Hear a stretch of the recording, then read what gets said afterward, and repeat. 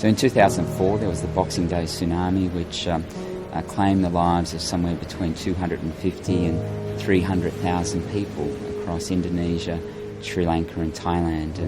And I was deployed into Thailand as part of the Australian and international teams to lead the identification of the 5,395 people who had lost their lives. I saw the devastation of the coastline, and it was so hard to comprehend, and to see the decomposing bodies of 3,500 people laying on the ground was something that no one had seen before.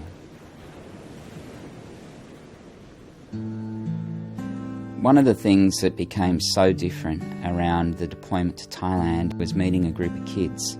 These kids were Thai children who had been orphaned by the tsunami, and it was in August of 2005, and I realised I couldn't do anything about what had happened, but I had the capacity to change what happened next for them. But with a friend we set up a charity called Hands Across the Water, and our goal was to build a home, and 12 months later we were over there and we opened our first home.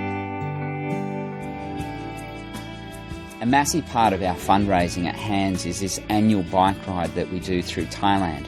So there's 2 rides, they're back-to-back, they're 800 kilometres each. When they sign up, they have to make a commitment to raise 10,000 Australian dollars. And it sells out in a couple of weeks, so we know we've got the model right.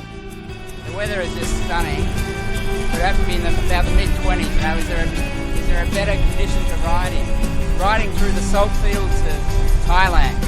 And we had a family this year who rode in 2012 for the first time. Family of 4 had to raise $40,000. They came back and rode again this year in 2013. So in a space of 18 months, they've raised $80,000 for Hands. There's been a real evolution, and now we run 7 different projects across Thailand. There's 2 of them are related to the tsunami, and we now run a HIV orphanage. We're working in the hill tribes north of Chiang Mai with kids who have been involved in the sex trafficking industry. We've got now 9 children who were all tsunami kids, who are all now at university. It's wonderful to see the opportunities they have. Being involved in Hands it's been a big commitment, and of course there's sacrifices along the way.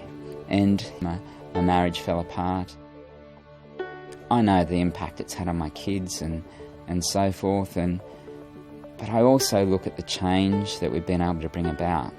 And I don't think that the personal sacrifice is any different to what other people make in business or high-performing sports people.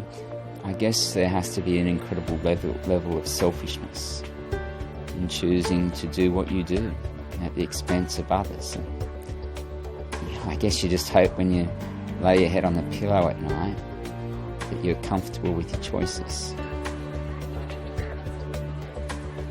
I've realised this in the journey post the tsunami, is just the joy and that beautiful feeling that comes from doing something for someone else without an expectation of return.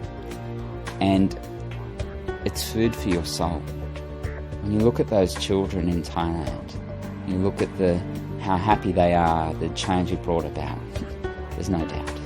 The work that I do in Thailand is food for my soul.